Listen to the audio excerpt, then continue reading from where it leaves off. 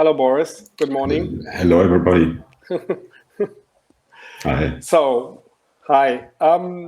This is the first time I'm doing an interview on Hopin. I don't know about you, Boris. Same. I can actually say for you, so I can actually tell our audience that we did get prepared. So we prepared for this interview. We looked at the questions and how this would go and discussed possible answers. So we are prepared. And if anything is going to let us down, it's going to be the technology. There you go. So, Boris, shall we start? Sure. Okay. I want to start with the following question. So autonomous driving receives the most attention, yet the larger trend actually is for automakers to become data-driven companies with respect to their customers, production, and also operation. Boris, so you have been building the BMW Data Factory. What are actually its main features? The Data Factory at BMW, that's really now an autonomous driving specific product. That's what I have to tell first, like it's a really specialized use case right now.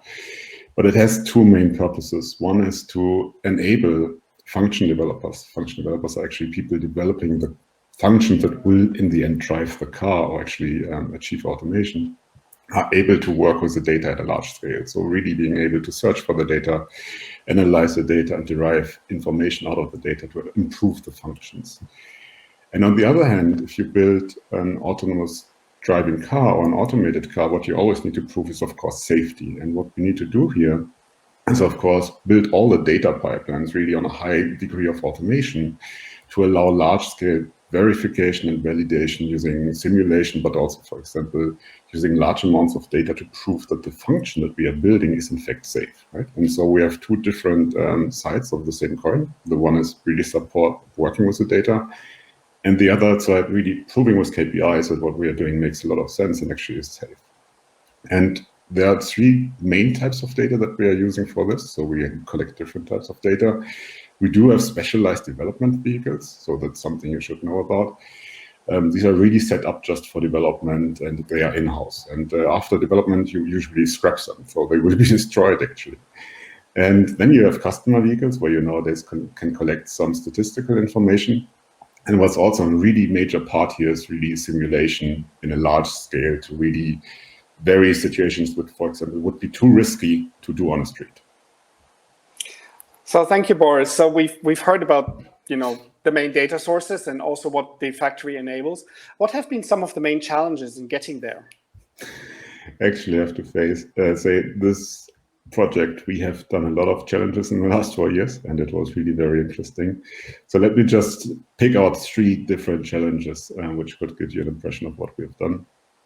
So one, when we started actually 4 or 5 years ago, we didn't know all the different workflows that practitioners in the end, function developers, machine learning engineers, and so on, want to have enabled with all the data. And also like this large scale verification and validation, it's not like there existed like a template solution that we could just copy. So in many situations, we had to deal with the fact that we needed to figure out the workflows. And of course, the workflows themselves also shape the flow of data, right? How to optimize the infrastructure beneath, what are the use case, how to get the data from A to B, and how to make it, for example, as accessible as possible for a certain use case in certain data flow.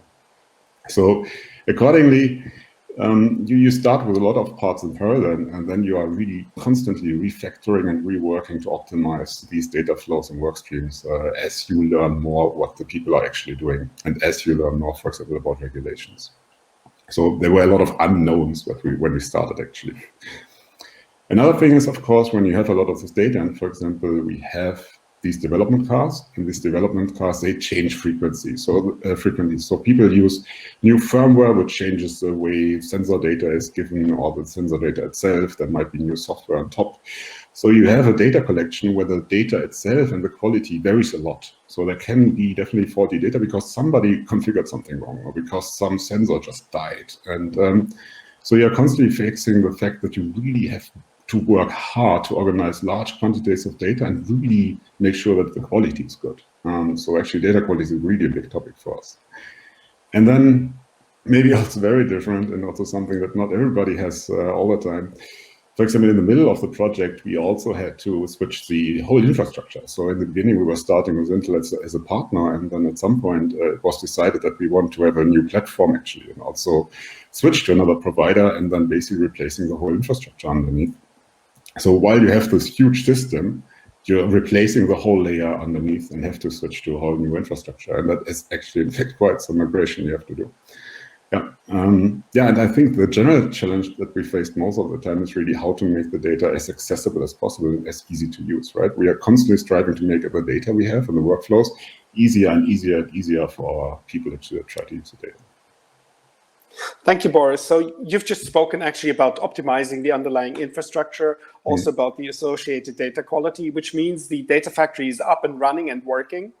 What can you now tell us about the design and the workflows of that data factory? Let me just, it is running, definitely, but we are still, like I said, improving. I mean, there is no point where you can just stop improving this. Like I said, you always find things that don't work well, that where you have to improve, or something changes, some regulation changes or stuff like this. So you're constantly operating on this machinery to make it even more efficient or to adapt to some new constraints that you get, right? So there's still a lot of work. But what are the major design considerations? I mean, we have three major use cases, or let's say main technology blocks. So we have, like I said, large-scale simulation, right? Because we need to simulate billions of miles to prove the safety of the system, basically, and also to perform some tests, which you cannot do with live cars. For example, you cannot just run over a person to test a function. It's just not ethically possible. You can do so in simulation, right? There are just a few bits dying, so that's fine. And so simulation is a huge part, and of course it really needs high performance computing, right? But it doesn't need high performance, for example, storage at some point. It has different data access patterns, for example. And then we have to work with large scale of raw sensor data. And here we also have the special use case that you, for example, is also quite interesting. We collect raw data at the input of sensors so that once the sensor firmware changes, we can reprocess what the sensor itself would produce on its boards. And if you think about it, this produces large quantities of raw sensor data, which you then need to process, of course, and that regularly if there's an update. And then what you also have, you have, of course, machine learning, which is kind of a bridge. So you need high performance specialized computing on top of raw sensor data, right? And our workflows in the end that we have, they combine all of this. And that's also interesting. So it might be, so a typical workflow for us, we collect the data with a development vehicle, and there might be a problem reported. So what we do for all of these data collection, we convert the data, we catalog the data, so for example, we make it searchable. Then we can compute an abstract scenario, and then we put this abstract scenario into simulation, and in simulation we can vary the parameters, and then basically can figure out, okay, maybe what's the parameter combination that's really causing problems here, right? To really figure out what's going wrong, and really also supporting developers and figuring out what are the parameter combinations that are causing trouble, so they can dive in deeper into the functions with the right intuition, what might be causing the issue, right? And apart from this, there are also some other constraints. For example, we have some satellite data center in China and some other stuff, and we would sometimes want to maybe offload some workloads if we have spikes or peaks into the cloud, and they also, of course, shape the design of the whole structure. Thank you, Boris. Actually, I have the first question come in, so I'm going to deviate slightly from the script that we agreed beforehand. Sure. So, sir, and thank you very much for posting this question. In case the others of you haven't seen it, so hop in navigation. On the far right, you should have a button that says stage. If you click on that, you should be able to see the chat, and then you can see Søren's question, which is, how long did the setup process of the data factory take until it was usable, and how many people worked on the build process? So how long did it take, and how many people have to do this? That's a very good question. It really, the scale of this project is several, well, it's 20-ish teams, 20+ team size. And then you can now consider a lot of external companies as well as a lot of also working on the infrastructure. It's really hard to estimate how many people this really are, but we are talking in the hundreds here. So that's kind of the ballpark here. As I said in the beginning, you start doing a lot of things in parallel because you haven't figured out all the building blocks yet, and you need to still understand the workflows, but you have a good intuition what you need, right? And then once you plug this together, more and more use cases are enabled, right? And then you go use case by use case by use case. And I can tell you, we have use cases today where we have actually customers who would like to have it, who are not even enabled today, right? It is like it is. But we do have stable workflows for some of them, right? The most critical ones and the most critical for development, they are enabled and they are working. And as I said, there are some others which probably will take another year or so to really have them working. And that's fine. It really depends on what you're trying to achieve, what the milestones are that you want to reach. And also in the project, this is, of course, always where you reprioritize. And I'm certain once we have all the use case today that we have on the map enabled, there will be new ones. Super certain about this, because it has always been like Sure.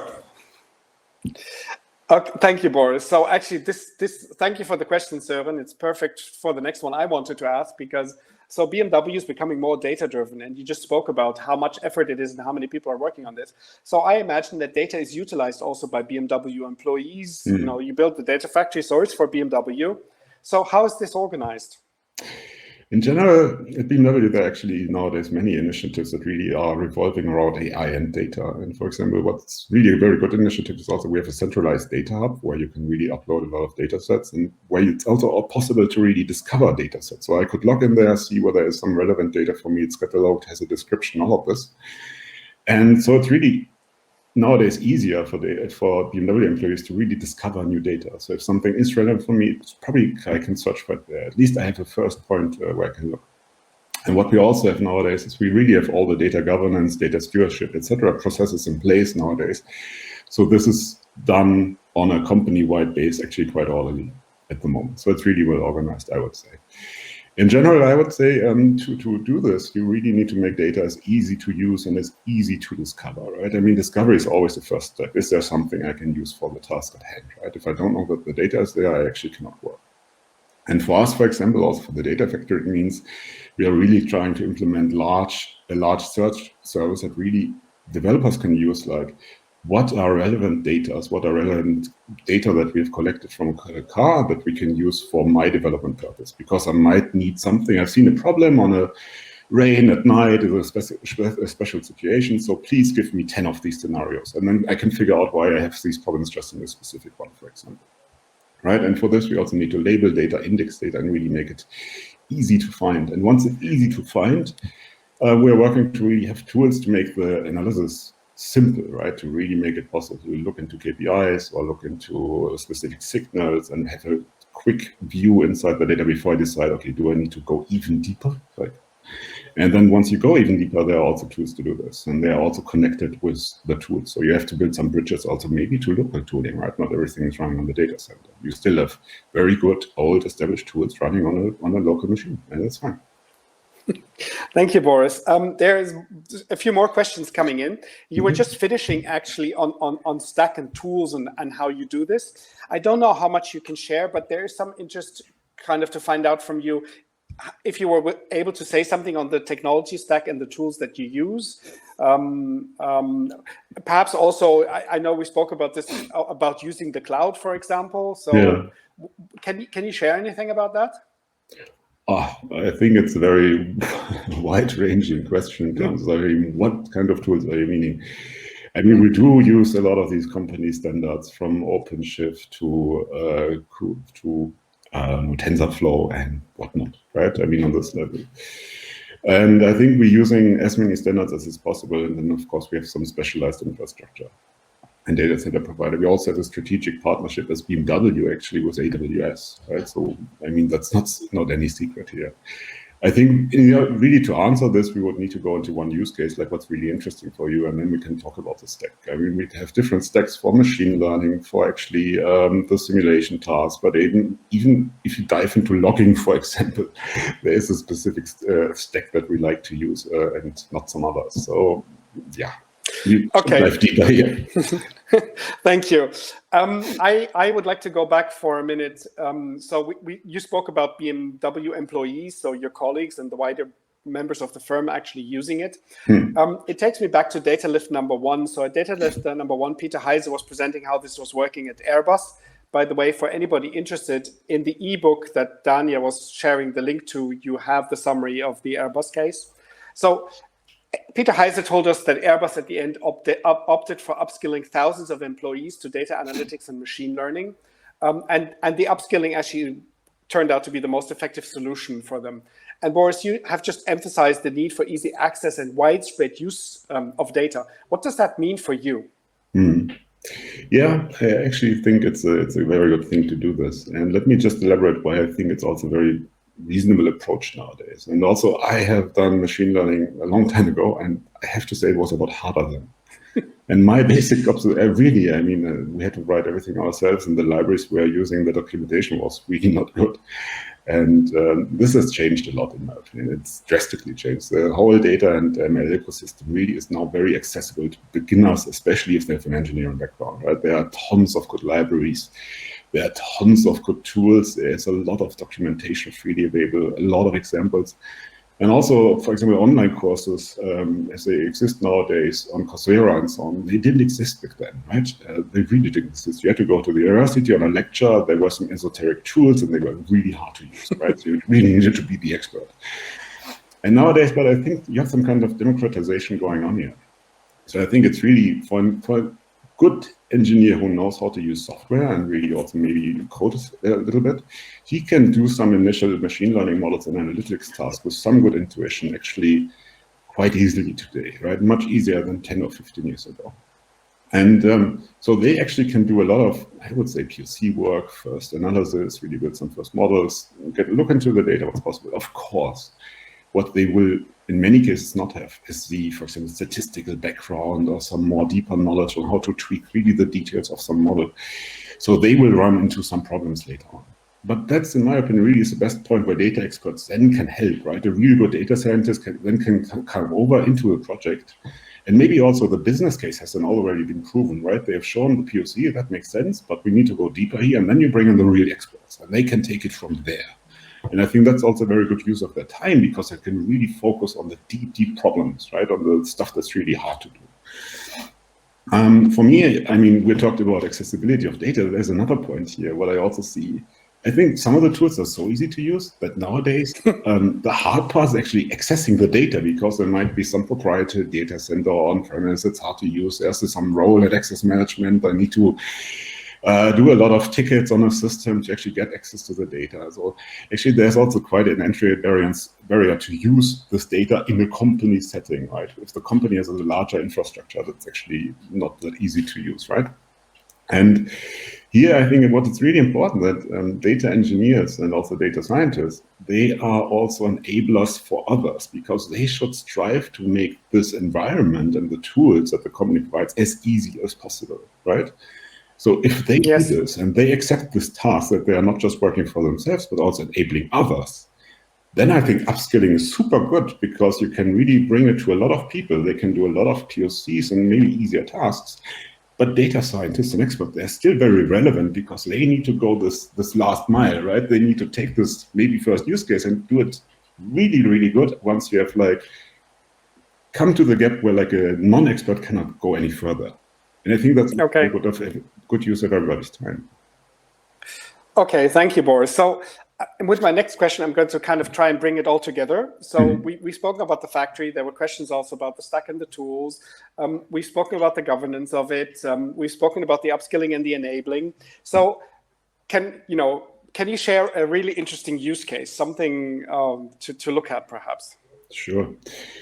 I think we have plenty of use cases, but maybe something that a lot of people haven't experienced like this, because it's maybe a little bit different once you work with a lot of raw data and a lot of large quantities of raw data. So in principle, you have to imagine having several 100,000 miles of car data, which is LiDAR data, so point clouds, radar data, also point clouds potentially, or some kind of object detections, several camera images, and so on. And in these, based on this, you are doing function developments, you want to train your machine learning model, you want to do KPIs. So traditionally at the university, I would have sat down and actually labeled a lot of this data, but at this quantity, you cannot really do this alone.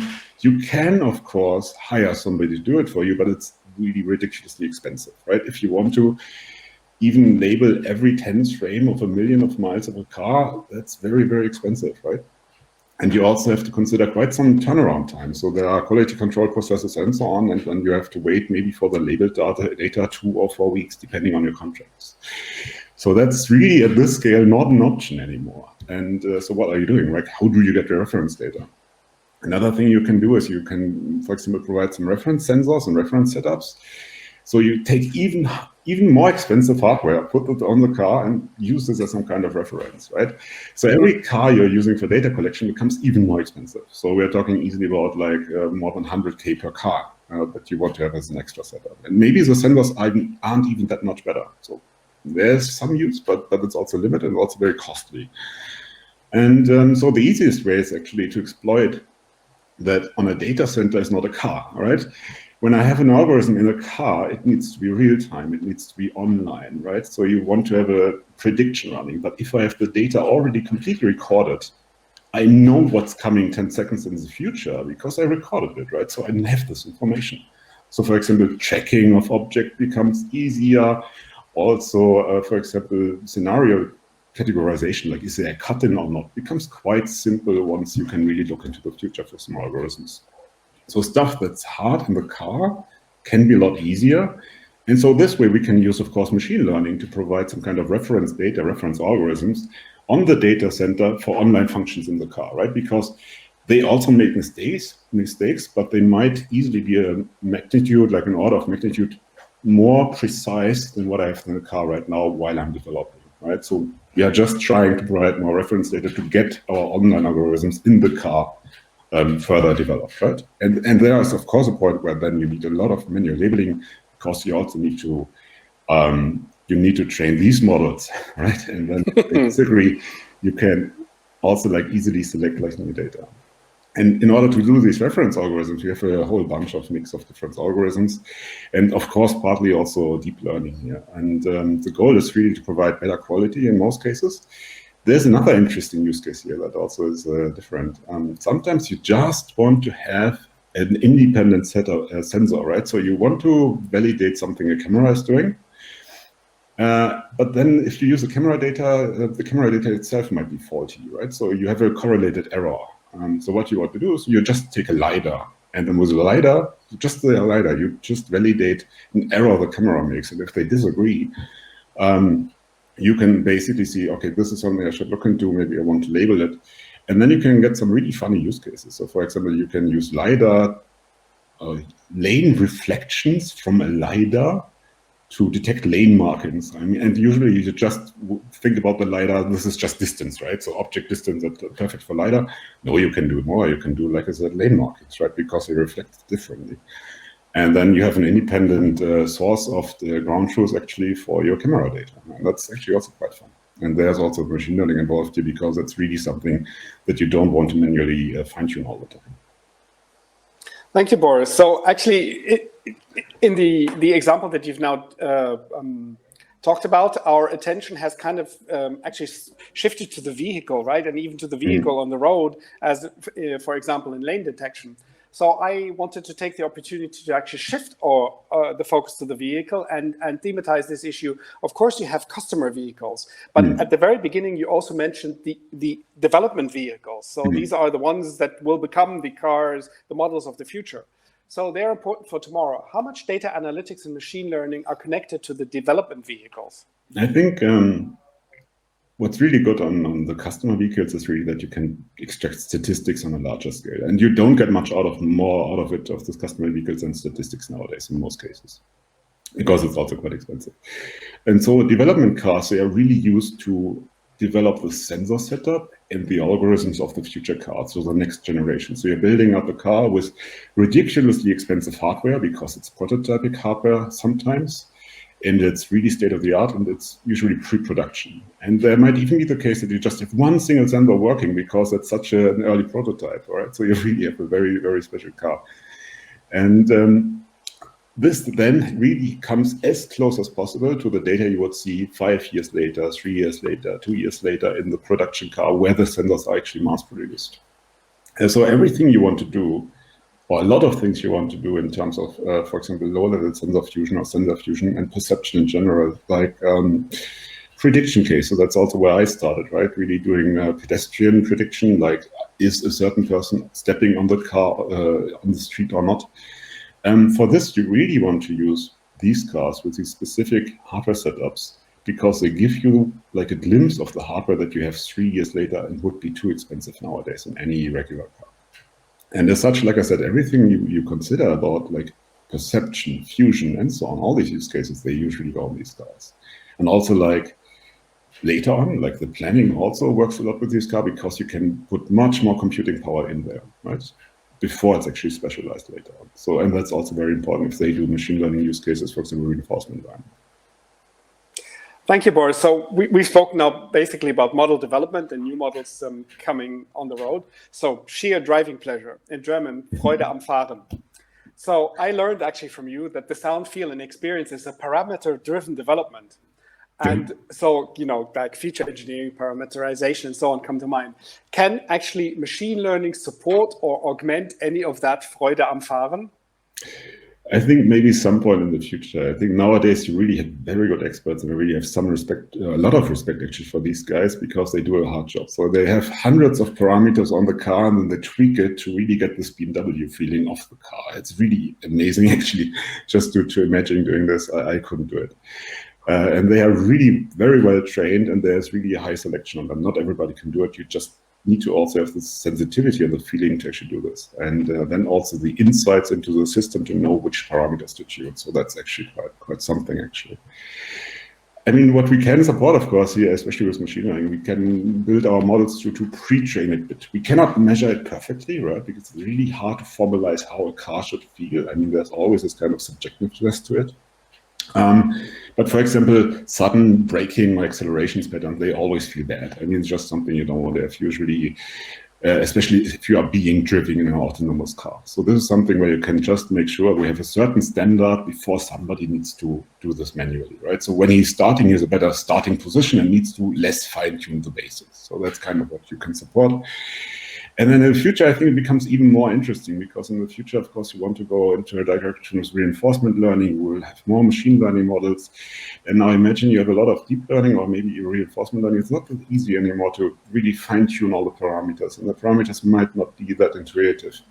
So I think later down, I think this is one very interesting question, how we do it in the future, right? Whether we can really formalize it fully. And maybe we can even just do some kind of reinforcement learning on top to really do this. And this could like automate it, but I'm very skeptical that this is something we can achieve in the next 10 or 20 years because there's so much, like I said, intuition into it. So we will see. It will be interesting, definitely an interesting topic. Okay, thank you for that, Boris. I would actually like to go back to some of the questions in the chat. So Natalia, actually, thank you for letting us know that we answered your question inadvertently while speaking. I wanted to pick up on Dave's question, which was interesting. So don't know whether you can answer, but is there an area in machine learning that has brought business value? And he then says, most unexpectedly. So maybe I can turn. Was there anything really surprising in the past year or two that you remember? On machine learning? Oh, not certainly. I think machine learning and data analytics are a little bit different, right? With machine learning, you usually start with a specific business case. With data analytics, you have more data discovery, and then you might discover some new ways to tweak the data and get some insights that you didn't expect. On the data analytics front, once we had, for example, larger collections of customer vehicle data and statistics, this really opened the door to do a lot of interesting statistics that we didn't figure out. And then suddenly you also could generate business value because you could say that maybe this or that, what was kind of the old design hypothesis of a certain function, for example, or what's being used or what was not being used, did prove to be false. And that's, of course, a case where then product management, and basically like I really mean shaping like the car, like how you build it up and what functions you provide and services and so on, where they then had to go back and maybe we put more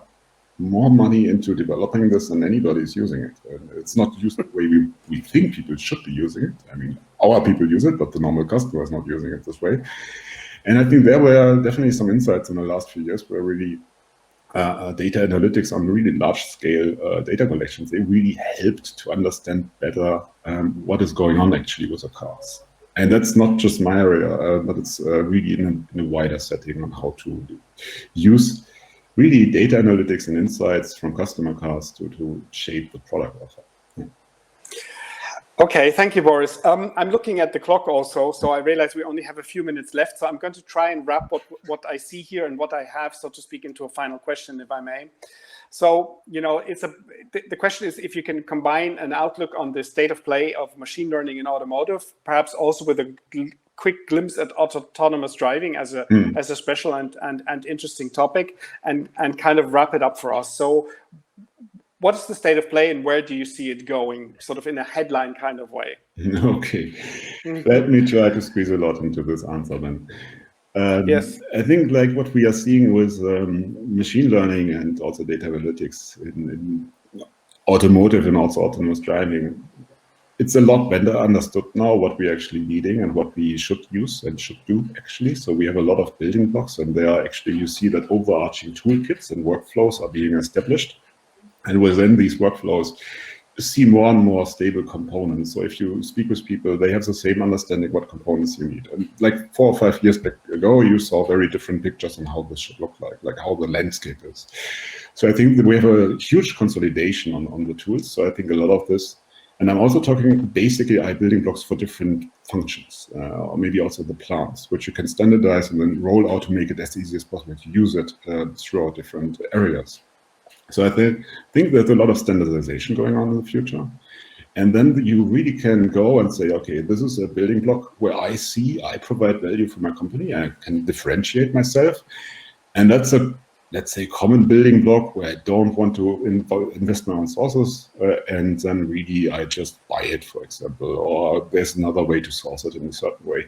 And this way that you can then more differentiate where to invest your money and your time, by having these standardized building blocks and really having a good picture also with suppliers, for example, of what the building blocks are.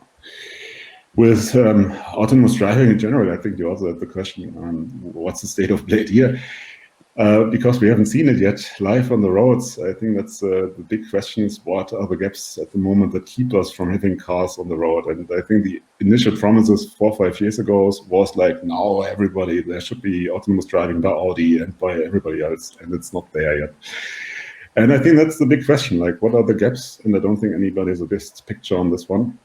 But it might be interesting for people who really are interested in the question, if you want to go deeper on this, that we are also like organizing a workshop series specifically on this topic to really see like what are the gaps nowadays that prevent us from having autonomous driving cars on the road, right? Because that's what we really want to have. Thank you very much, Boris. I see, so to speak, or we've seen that Dylan has come on stage, yes, to tell us to 1 minute warning. So, yeah. Yes, thank you very much. So, thank you very much, Boris. I'm going to pass on to Dylan in a sec, and just wanted to say, I know that we haven't answered all the questions, but this is the advantage of Hopin. I think Boris has indicated that he's going to stick around for a little while longer, and so, dear participants, if you want to find him among the people, you should be able to, and perhaps follow up with your question, if you like, with him directly. Otherwise, Boris, for your information, I know that I have this link from Standards IEEE. I will share that in a minute in the chat so that the participants can go and look at this. This was what Boris was talking last about. So again, thank you very much for being with us today. I hope everybody's enjoyed it. Let us actually know how it went. I can tell you I was nervous because it's the first time doing this here. So let us know how it went. And then over to you, Dylan. Bye. Thank you. Bye-bye, Boris. Thank you so much, Boris. That was fantastic. Yes, just super quickly, we have a 15-minute pause in talks now, so we can go use the networking feature. We can also go to the expo, grab a cup of tea, stretch our legs, and we will be back with our second keynote interview in 15 minutes.